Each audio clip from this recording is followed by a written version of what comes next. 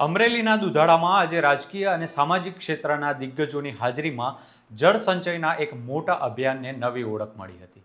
કેન્દ્રીય ગૃહમંત્રી અમિત શાહના હસ્તે ગુજરાત ગૌરવ સરોવરનું લોકાર્પણ કરવામાં આવ્યું હતું. પદ્મશ્રી સૌજીભાઈ ધોળકિયા દ્વારા નિર્મિત આ સરોવર 80,000 ચોરસ મીટર વિસ્તારમાં તૈયાર કરવામાં આવ્યું છે અને તેમાં અંદાજે 23 કરોડ લીટર પાણીનો સંગ્રહ થઈ શકશે. લોકાર્પણ બાદ યોજાયેલી સભામાં અમિત શાહે સૌજીભાઈ ધોળકિયાના જળ સંચયના પ્રયાસોની પ્રશંસા કરી હતી. જ્યારે સૌજીભાઈ ધોળકિયાએ ગુજરાત બાદ દેશના અન્ય રાજ્યોમાં પણ જળ સંચયનું કામ આગળ વધારવાનો સંકલ્પ વ્યક્ત કર્યો હતો. તો શું છે દુધાળામાં યોજાયેલા આ ભવ્ય કાર્યક્રમની સમગ્ર વાત અને શું કહ્યું અમિત શાહ તથા સૌજીભાઈ ધોળકિયાએ, જાણીશું આ અહેવાલમાં. નમસ્કાર દર્શક મિત્રો, હું છું આપની સાથે આલોક અને સ્વમાનમાં આપનું સ્વાગત છે. લાઠી તાલુકાનું દુધાળા ગામ અને અહીં આજે જોવા મળ્યો હતો એક ભવ્ય કાર્યક્રમ. કેન્દ્રીય ગૃહમંત્રી અમિત શાહ હેલિકોપ્ટર મારફતે દુધાળા પહોંચ્યા હતા, જ્યાં ઉર્જા મંત્રી કૌશિક વેકરિયા, કૃષિ મંત્રી જીતુ વાઘાણી અને પદ્મશ્રી સૌજીભાઈ ધોળકિયા સહિતના મહાનુભાવોએ તેમનું ઉષ્માભર્યું સ્વાગત કર્યું હતું. અમિત શાહના હસ્તે ગુજરાત ગૌરવ સરોવરનું લોકાર્પણ કરવામાં આવ્યું હતું. 80,000 ચોરસ મીટર વિસ્તારમાં નિર્મિત આ સરોવરમાં અંદાજે 23 કરોડ લીટર પાણીનો સંગ્રહ થઈ શકશે. જળ સંચય અને પાણીની સમસ્યાના ઉકેલ તરફ આ સરોવર મહત્વનું પગલું માનવામાં આવી રહ્યું છે. લોકાર્પણ સમારોહમાં રાજ્યના ગૃહમંત્રી હર્ષ સંઘવી, સાંસદ ભરત સુતરિયા, ધારાસભ્યો મહેશ કસવાલા, હીરા સોલંકી અને જનક તળાવિયા સહિતના આગેવાનો પણ ઉપસ્થિત રહ્યા હતા. સરોવરના લોકાર્પણ બાદ અમિત શાહે સભાને સંબોધી હતી. પોતાના સંબોધનમાં તેમણે પદ્મશ્રી સૌજીભાઈ ધોળકિયાના જળ સંચયના કામોની ખાસ નોંધ લીધી હતી.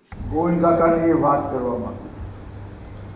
ગોવિંદ કાકાને એક દિવસ મેં વહેલી સવારે ફોન કર્યો હતો કે ભાઈ તમારે રાજ્યસભામાં જવાનું છે. કે સાહેબ હું ત્યાં જઈને હું કરીશ?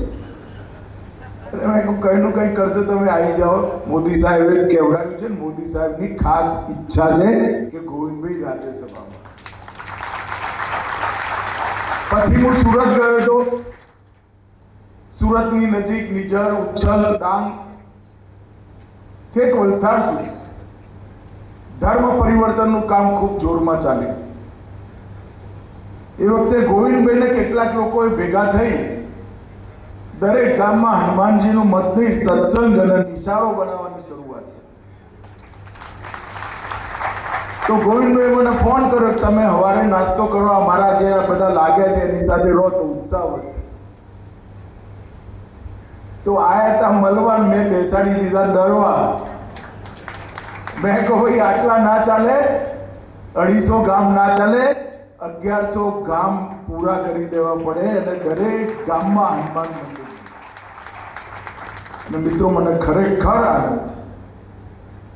આખા દક્ષિણ ગુજરાત પંથકની અંદર એમના ફાઉન્ડેશને સુંદર હનુમાન મંદિર, શનિવારે સુંદરકાંડ, નિશાળો અને નિશાળોમાં ભણતા છોકરાઓ પોતાનું જીવન સુધારે અને સનાતન ધર્મમાં રહે અને પાછા આવે એની પૂરી વ્યવસ્થા. ભાઈ જેવા કેટલાય લોકોને પ્રેરણા આપી સેંકડો તળાવો બનાવવાનું કામ નરેન્દ્ર મોદીજીએ વડાપ્રધાન બન્યા. જળ શક્તિ મંત્રાલય એની રચના નરેન્દ્ર મોદી સાહેબે. જલ એ જીવન અનેક સંતો કહેતા ડાયરા કર્યા, પણ સરકારે જલ શક્તિ મંત્રાલયની ક્યારેય સ્થાપના નથી કરી. નરેન્દ્ર મોદી સાહેબે જલ શક્તિ મંત્રાલયની સ્થાપના કરી અને દેશભરમાં જેટલા ડેમ હતા 1 રૂપિયો ખર્ચો કર્યા વગર ગાદ કાઢી સિંચાઈની ક્ષમતા 160% વધારવાનું કામ Narendra Modiji. Drip irrigation system, sprinkler irrigation system, catch the rain અભિયાન, ટીપે ટીપું જમીનમાં પાછું જાય એની વ્યવસ્થા કરી. આજે હું આવતા સૌજીભાઈને પૂછતો હતો કે ભાઈ આ તમે ગાગડિયા નદી નવી ફરીવાર પુનર્જીવિત કરી, આ 21 એકરનું એક 360 મીટર લાંબુ 260 મીટર પહોળું અને 4 મીટર ઊંડું તળાવ બનાવ્યું. કરોડો ગેલન પાણી આની અંદર થવાનું. જિલ્લામાં શું અસર થઈ? ત્યારે એમને કહ્યું કે સાહેબ, અમારા પાણીના દર 500 ફૂટ ઉપર આવી ગયા અને આજે કૂવા જીવતા થઈ ગયા. બોરવેલ બનાવવો ના પડે એવા પ્રકારની વ્યવસ્થા કરી અને 208 સરોવર એક જીવનમાં બનાવવા એ બહુ મોટી વાત છે. છતાંય નમ્રતા જુઓ ભાઈ.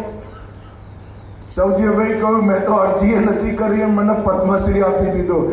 સૌજીભાઈ 208 સરોવરને જલ સંચય માટે આટલું કામ કર્યા પછી તમારે અરજી કરવી પડે તો અમારી સરકાર નકામી ગણાય.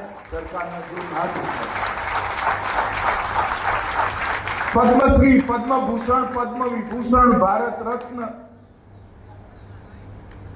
આ બધા પુરસ્કારો પરિવાર માટે નથી, ઓળખીતા પારખીતાઓ માટે નથી. આ પુરસ્કારો એમના માટે છે જે પ્રશંસાની ઈચ્છા રાખ્યા વગર સમગ્ર જીવન ભારત માતાના સૌ ગરીબો માટે જે વાપરે એના માટે. અને સમગ્ર સૌરાષ્ટ્ર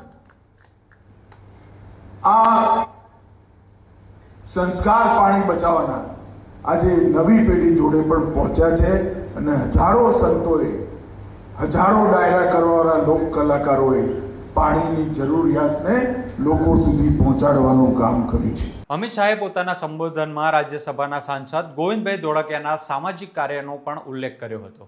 સુરતથી વલસાડ સુધીના વિસ્તારોમાં 1100 જેટલા ગામોમાં હનુમાનજીના મંદિરોના નિર્માણ, શાળાઓની કામગીરી અને વિદ્યાર્થીઓમાં સુંદરકાંડ તથા સનાતન ધર્મ અંગે જ્ઞાન પહોંચાડવાના પ્રયાસોનો તેમણે ઉલ્લેખ કર્યો હતો. અમિત શાહના સંબોધન દરમિયાન ઉપસ્થિત જનમેદનીએ પણ હર્ષભેર પ્રતિસાદ આપ્યો હતો. જળ સંચયના આ સમગ્ર અભિયાનને આગળ વધારવાની વાત સૌજીભાઈ ધોળકિયાએ પણ કરી હતી. 208 જેટલા સરોવરોના નિર્માણ બાદ જમકુડી નદી અને ઠેબી સહિતની નદીઓમાં જળ સંચયના કામો કરવાની વાત તેમણે કરી હતી. સાથે જ કચ્છમાં પણ 26 જેટલા સરોવરો નિર્માણ કરાયા હોવાનું જણાવ્યું હતું. જળ સંચયના આ અભિયાનને લઈને સૌજીભાઈ ધોળકિયાનો શું સંકલ્પ છે તે પણ સાંભળીએ. આજે આમ તો વિશ્વમાં બહુ સારી વાત છે કે વિશ્વ સરોવર દિવસ છે અને પાણીનું શું મહત્વ છે એ અમિત શાહ સાહેબના આવવાથી આપણા બધા સૌરાષ્ટ્રના માટે એક મેસેજ છે કે આટલો બધો વ્યસ્ત સમયમાંથી સરોવરને મોટિવેટ કરવા, લોકોને મોટિવેટ કરવા, પાણીની સિરિયસ બતાવવા, સ્પેશિયલ આપને સૌને જોયા એમ આવ્યા, એમના ફેમિલી સમયમાંથી સમય કાઢીને આ રક્ષાબંધનના આગલા દિવસે હોય છે અમદાવાદમાં અને આજે પધાર્યા.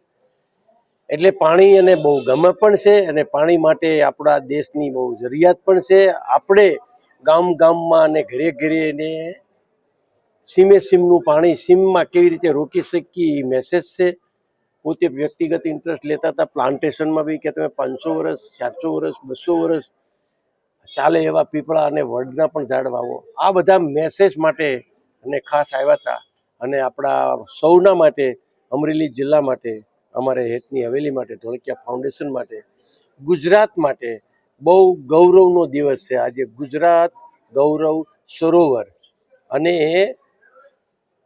આજે સરોવર દિવસ ઉજવવામાં આવે છે વિશ્વમાં. વર્લ્ડ વોટર લેક ડે એમ સરોવર દિવસના દિવસે જ ઓપનિંગ કર્યું. આનાથી મોટી આપણા માટે ઘટના ના હોઈ શકે અને અમે લોકો ખુશ છીએ. જે અમે સપના જોયા હતા 2 વર્ષથી, 2 વર્ષ પહેલાં કીધેલું હું એક સરોવરનું ઓપનિંગ કરવા આવીશ. આજનો દિવસ, આજની ઘડી આપણે એમના માટે જ એમને કીધું હતું 5 સરોવર તમને ઉપરથી દેખાય એવું સરોવરનું આપણે લોકેશન બનાવશું અને એનું ઓપનિંગ કર્યું.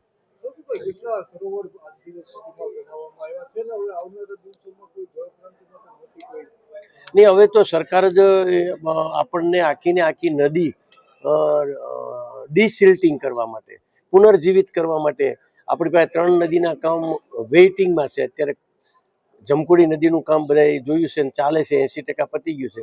હજી ઠેબી બી કરવાની છે, ખારી બી કરવાની છે, ઘેલો બી કરવાની છે. ઘણા આપણા ગુજરાત સિવાયના લોકો છે પણ આપણે પહેલાં ગુજરાતની કરવાના છીએ.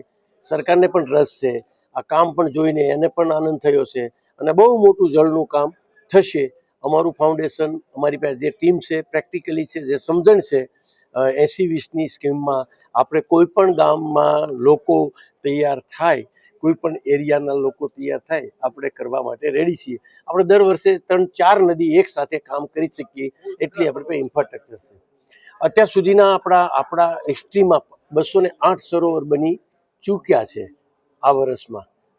કચ્છ ભુજમાં 25 સરોવર, આ વર્ષમાં 26 સરોવર થયા અને બાકીના અત્યારે કામ ચાલુ છે. હવે આવતા વર્ષે આપણે કામ ચાલુ કરીશું. દુધાળામાં નિર્મિત ગુજરાત ગૌરવ સરોવર હવે માત્ર એક જળાશય નહીં પરંતુ જળ સંચયના મોટા અભિયાનની એક કડી તરીકે જોવામાં આવી રહ્યું છે. સ્થાનિક વિસ્તારમાં વરસાદી પાણીનો સંગ્રહ થાય, ભૂગર્ભ જળસ્તર સુધરે અને ભવિષ્યમાં પાણીની સમસ્યા સામે રાહત મળે તે દિશામાં આ સરોવર મહત્વપૂર્ણ બની શકે છે. આ કાર્યક્રમમાં રાજકીય આગેવાનોની હાજરી સાથે જળ સંચય અને સામાજિક સેવા જેવા મુદ્દાઓ પણ કેન્દ્ર સ્થાને રહ્યા હતા. દુધાળાથી જળ સંચયનો સંદેશ. હવે આ અભિયાન ગુજરાતની બહાર કેટલું વિસ્તરે છે તેના પર સૌની નજર રહેશે. જો તમને આ વિડીયો ગમ્યો હોય તો તેને લાઇક કરો, શેર કરો અને સ્વમાનને સબસ્ક્રાઇબ કરવાનું ભૂલતા નહીં. નમસ્કાર.